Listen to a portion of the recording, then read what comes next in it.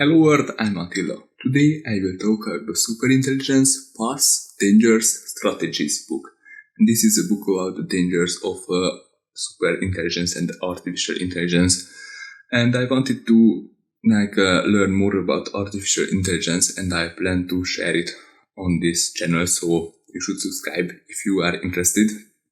And I think this was a good way to get started, because artificial intelligence will play a big role in our future, and it is also definitely dangerous. So it is about the dangers of artificial intelligence. And we expect an exponential growth in technology, so that's why it's very difficult to predict artificial intelligence and superintelligence. AIs were hyped in the future, and they are very hyped now, and but the targets and deadlines were usually missed, because it's very difficult to predict exponential growth, and AIs are a lot more difficult, as it turns out, than they thought. And authors think that superintelligence will be created soon after human-level machine intelligence.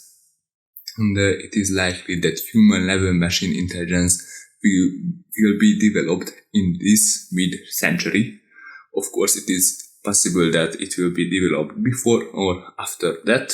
He said that soon we will be able to develop artificial intelligence with blind evolution. So we are the creatures of blind evolution. This is just an evolutionary process when there is a random change in us because of some random event. And if that random change is good, the better copy will survive, and that random change will go on to the next generation. We should be able to develop super intelligence soon, because we will have the computation power to do that, because it will require a lot of computational power. The AIs won't be motivated by human emotions like love or hate, and this is an opportunity and a problem at the same time, because they might destroy us, because they have no emotion to us, like we would be, a subject to them, not a living person. And it's an opportunity because we are very biased at some times, and we don't see the truth because our emotions cloud our judgment.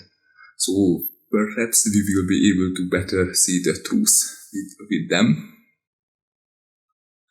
There are multiple paths to achieve super intelligence. The first is obviously artificial intelligence. The second is whole brain emulsion.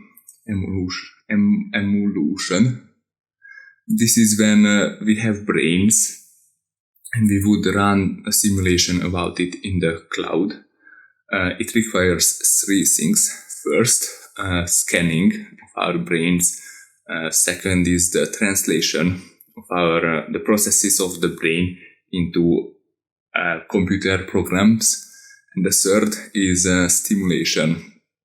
So to have the necessary technical requirements to simulate that. The third kind is biological cognition. And this is about enhancing the functioning of biological brains, either of humans or other animals. The fourth way is brain-computer interface. So this is what Neuralink and other companies do. They would want to put a chip inside our brains, and that would massively enable us to do more things and to just be better.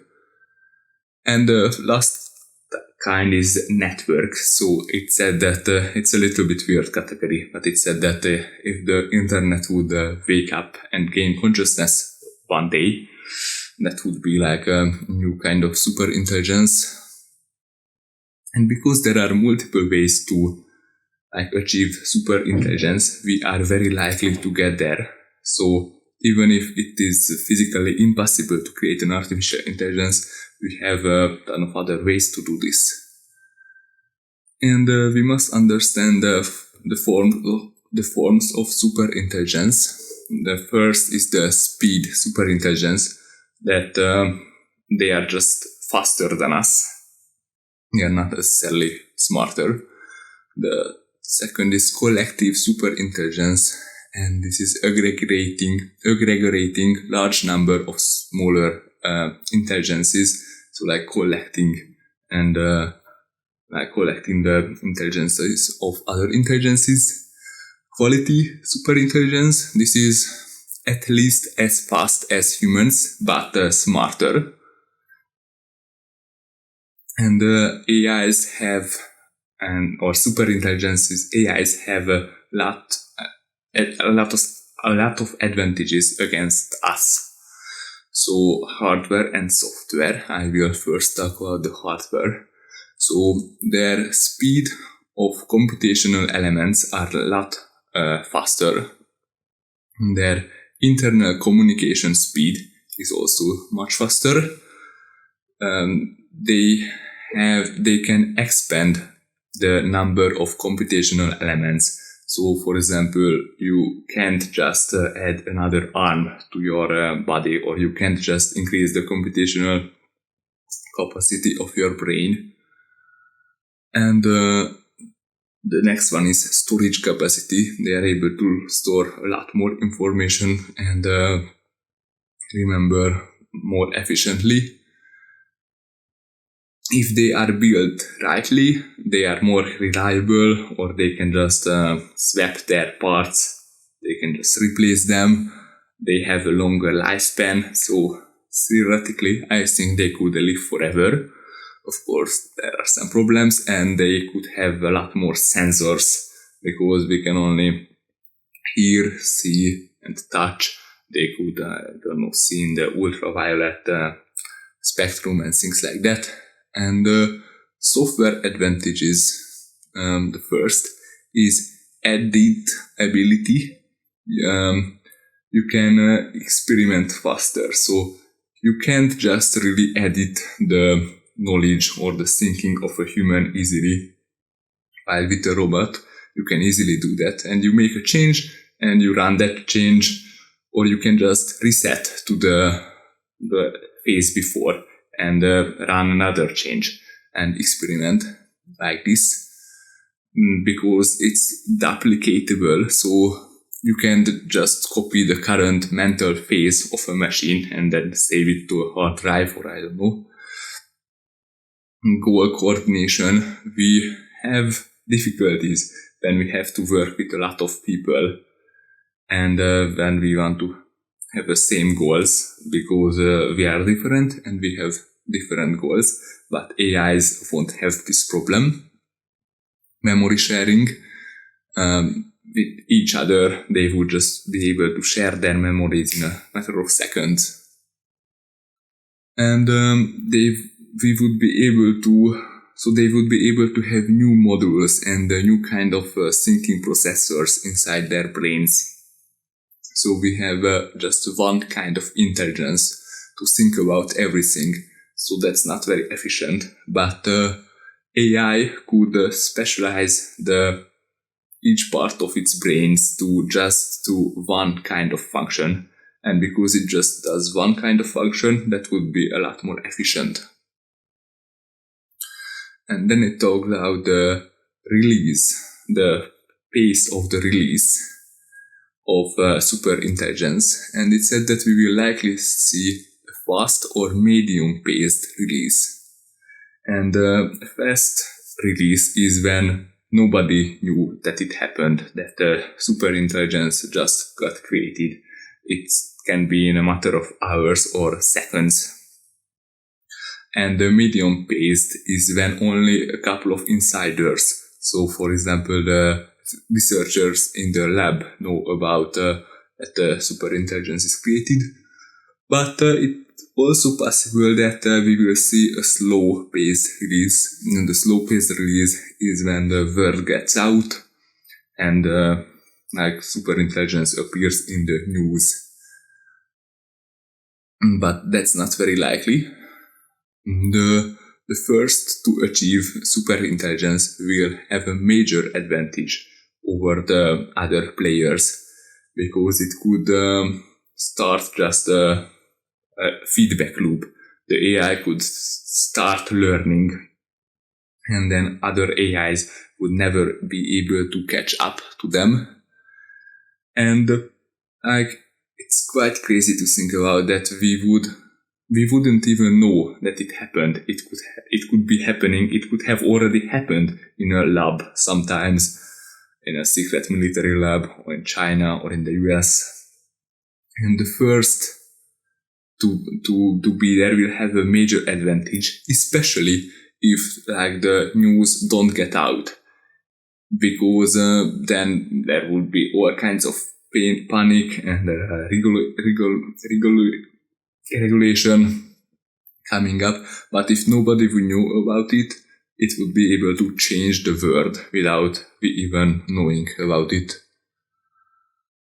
And when you are developing a superintelligence, it is extremely important to set the right goal, because an artificial intelligence would like to achieve a goal a certain way, but would like to achieve a goal by a way that it wants to, and it's very difficult to set the certain goal, because it would be able to invent counterintuitive ways to don't achieve the goal the way you want to. So let's take an example. Our goal would be that make us smile, because smiling is great. And the AI would then paralyze the facial muscles of our face, and it would make our muscles into constantly beaming smiles. So that's not the goal we want. Then we would say that make us smile without directly interfering with our facial muscles. And then it would, for example, stimulate the part of the motor cortex that controls our facial muscles, as in a way as to produce constantly beaming smiles. So if it's perhaps impossible to set the right goals of an AI, then we should create the right values to them. So if you know the right values and the right why do we set a goal? Because we have certain values that we want to achieve our values with that goal. So we must load the right values to the AI, but it's quite difficult, and it talks about a number of ways we could achieve that. And another, you should read the book if you are interested, and because it's quite complex. And it will be also a challenge to reach a consensus with other nations to which values we should load into the AI. But we will never have a completely sure, a 100% correct system.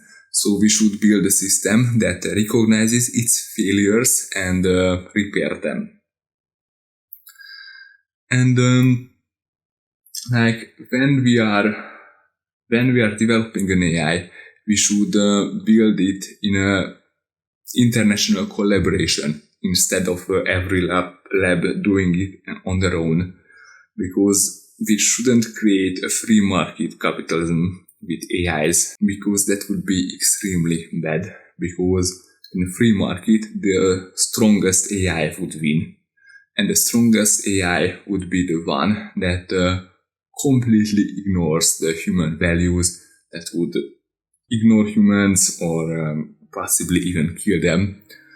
So instead we should build a national collaboration where everybody has an incentive to develop a safe AI and don't wipe out the inhabitants of the Earth. So intelligence explosion is likely still decades away, so you shouldn't worry that much. But we should prepare for it because eventually it will come. So this was a very interesting book, and I plan to learn more about AI in the future and share it with you. So you should subscribe to my channel or my podcast if you are interested in stuff like this. I read one book every day and share the things that I learned from that book. I also have a Twitter account. I try to be active there as well. You can reach me in the comment section on Twitter. So thank you for coming in. Bye bye.